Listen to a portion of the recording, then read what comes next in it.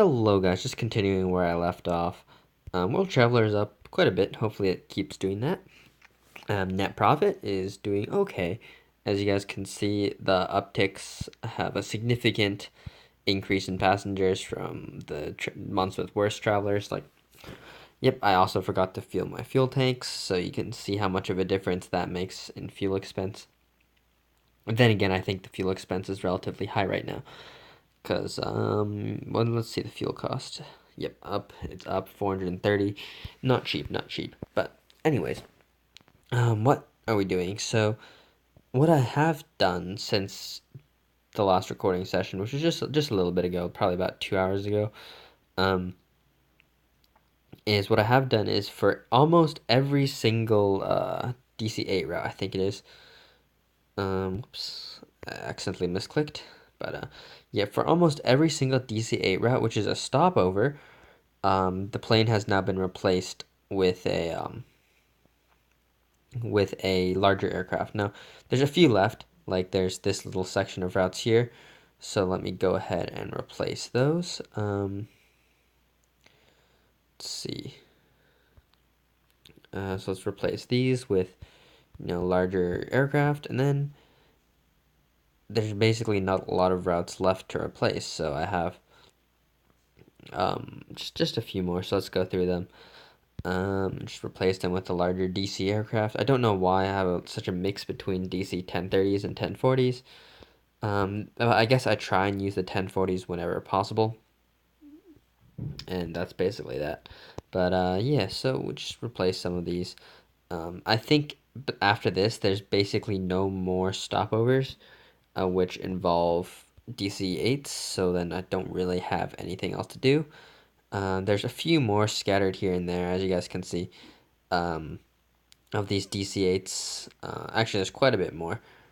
So still got a little bit to do, but yeah, let's just keep ordering DC-10s to replace these DC-8s. Let's order some DC-1040s and some DC-1030s.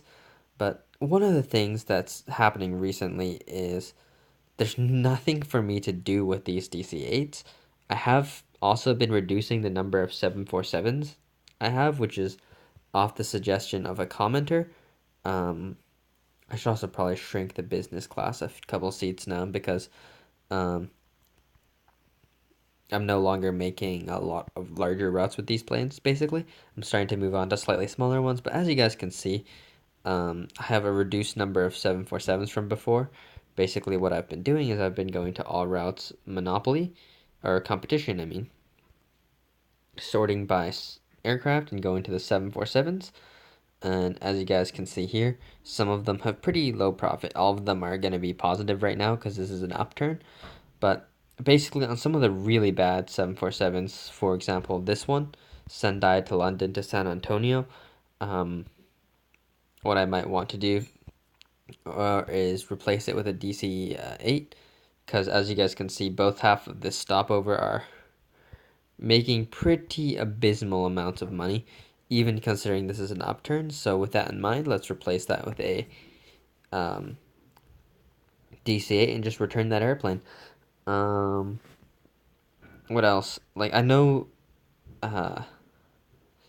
that despite, it looking abysmal, it is 100% occupancy, but that's still no good, you know what I mean?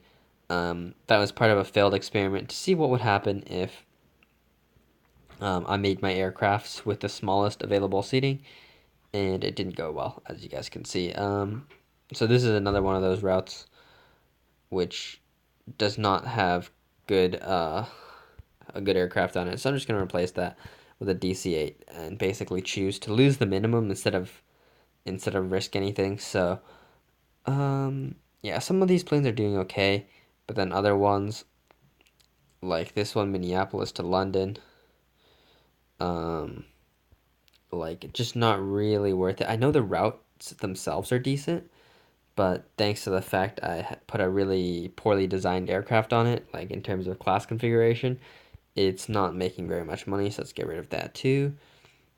And it's probably not worth putting larger aircraft on. Maybe it would be worth putting putting aircraft such as DC-10s and DC like other aircraft, like that on it. But for now, I'll just just delete these planes, get rid of some of the lease expense. As you guys know, I am a big advocate of leasing whenever it's possible, especially earlier on.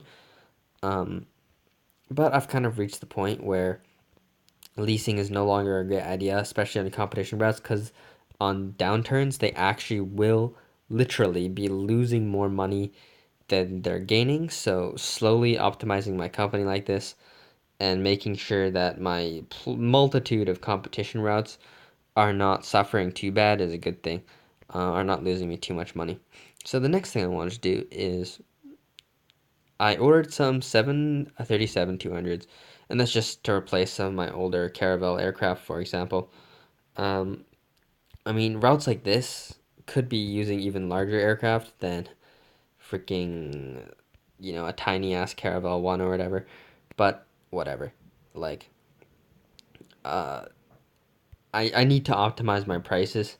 I see that, a lot of aircraft have reasonable prices and a lot of aircraft have terrible prices, and it's really just um, not really standardized anywhere. It's just a whole mess and jumble of prices. One of the most annoying things for me is when you replace an aircraft with more classes than the previous aircraft. I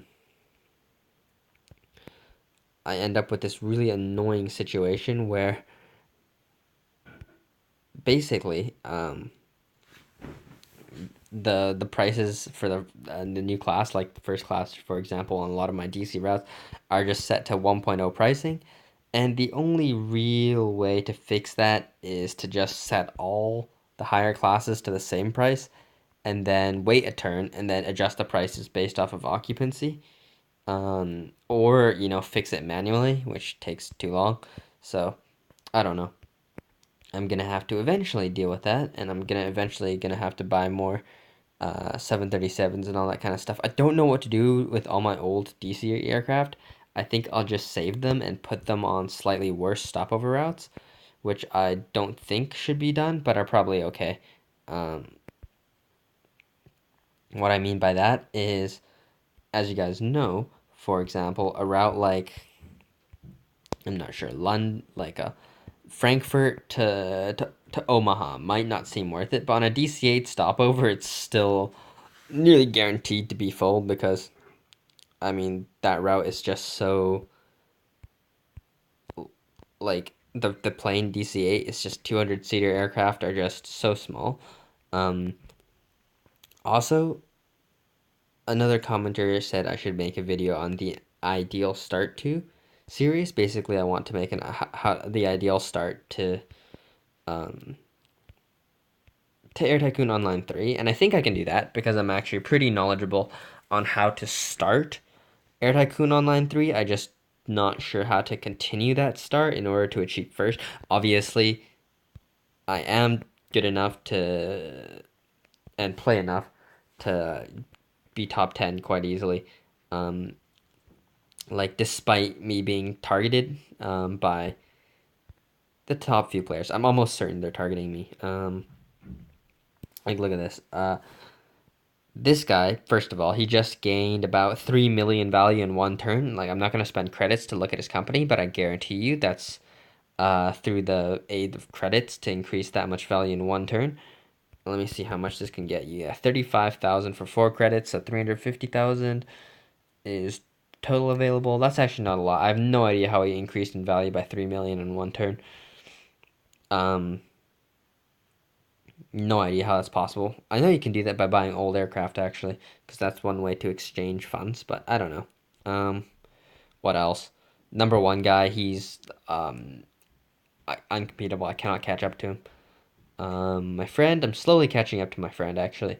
The gap is decreasing between us, which means I should pass him eventually, unless he spends all his money. Uh, this guy's gonna pass me, so I think I'm gonna stay third, somewhere around third. Not sure about this guy, though. That guy's a little bit of a concern, but we'll see. Um, Anyways, that's really all I want to do this episode. I hope you guys enjoyed. Actually, I'm gonna spend some time to just mess around with those DC-8s. what can I do with those DC8s? Now, Frankfurt is one of my favorite hubs right now because it is not being overlapped by all those Chinese players, basically. They're not coming to compete with me in Frankfurt, so that should, in theory, let me um, mess around with Frankfurt a little bit and make some more routes. Uh, yeah, usually I wouldn't want to really make these routes, but stopovers are just overpowered. And like in combination with a city where I don't have to worry about competition for now, that's great. Hopefully they don't come and overlap me at all my hubs, and I end up with like 700 competition routes and 300 monopoly routes because I don't know, that's just hard to deal with. I really hope that's not the case, though. I'm really starting to get the feeling that will be the case, and I say that because basically they've managed to like find all my hubs and just compete with me at all of my hubs so far. So I don't see why they're not going to continue to do so. And um, as long as they continue to overlap my hubs, they'll continue to hurt me more than they're hurting themselves because they have higher service investments. In the case of the number one guy, he uses enough credits to both gem money and gem aircraft so that basically he's doing it at no expense because his company should just inherently make more money than ours because you cannot spend that many credits and not make more with your gemmed aircraft and your gemmed ranges and your gemmed basically everything. But for example, like the number four guy, like if he's trying to compete with me, to increase his service satisfaction level, of course, it costs money. It costs money to invest enough to actually make a significant impact on the service levels and stuff like that. So when they do it, it's not as big of a deal because they're not using as many gems. Most of their gems are just used on airports, which of course, allows them to get a lot of free value and such. But it's not at the same level of I cannot compete with it as the number one guy who's literally just gemming, straight up value and he's gemming all his aircraft so that they're uncompetable basically. I mean, they fly faster, they're more efficient in terms of fuel. He has, even more fuel tanks than I do and maintenance depots, etc.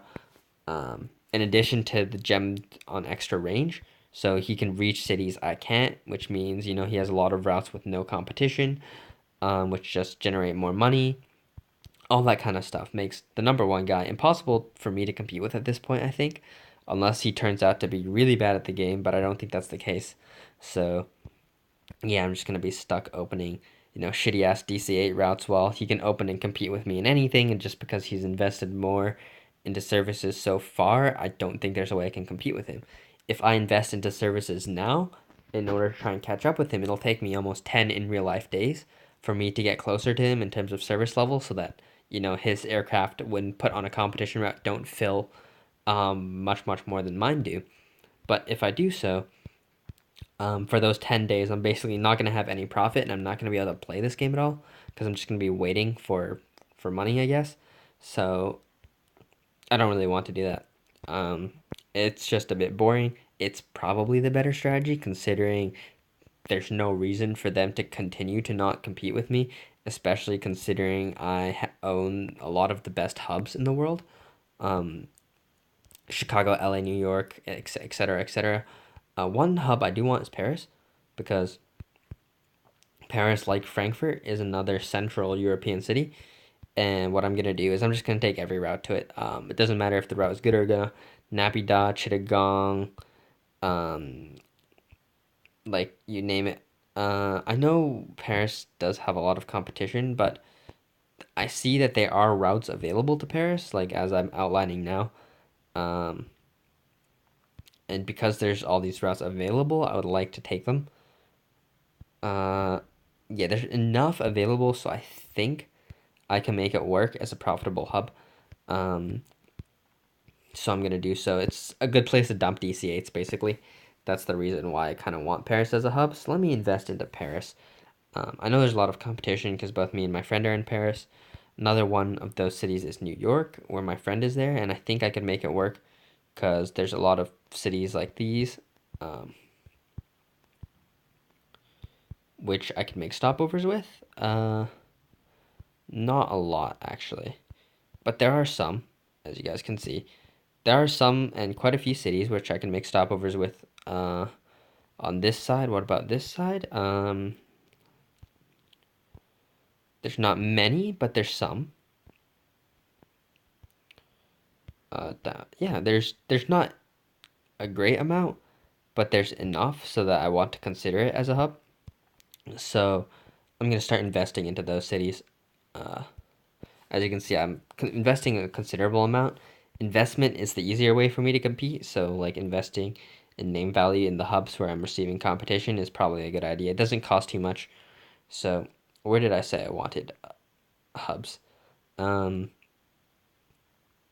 I wanted hubs in, where was it? New York, Paris, and I think that was it, right? New York and Paris? All right, let me find them. New York is under, let's sort by name. So MN. Geez, I have a lot of cities, as you can see. New York. Here we are. Um, let's invest into New York. And what's the other one? Paris.